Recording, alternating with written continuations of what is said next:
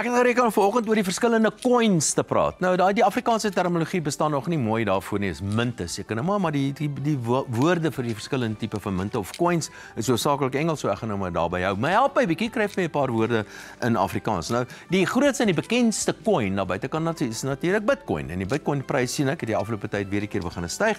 Dis meer 'n geval van die Amerikaanse dollar wat aan die daal is, maar die belangrike punt hierso is dat Bitcoin 'n soort van besig om meer aanvaarbaar te word. En dit is, en hoe meer dit aanvaar word, hoe meer gaan mense dit ondersteun en dit is deel van die rede hoekom die ding se prys besig is om te styg. Maar kom ons gaan deur die ander coins. So die belangrikste coin is dan nou Bitcoin. Almal weet van Bitcoin.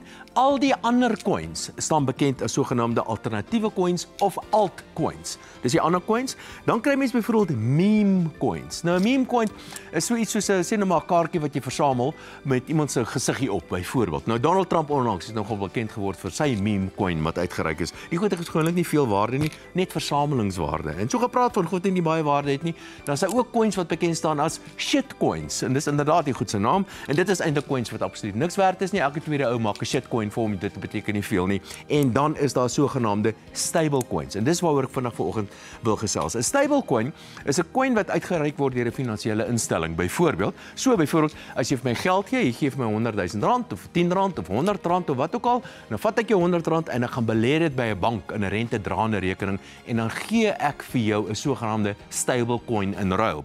Hierdie stablecoin kan vir goederes gebruik word. Dit kan gebruik word om goed aan te koop en die en daai, maar jy weet hierdie stablecoin het iets agter hom en die stablecoin het dan nou werklike rande en ek maak my geld deur die rente-inkomste wat ek uit jou rande uitkry byvoorbeeld. Stablecoins dink ek is 'n deel van die toekoms en al meer en meer lande besighede is besig om stablecoins uit te reik.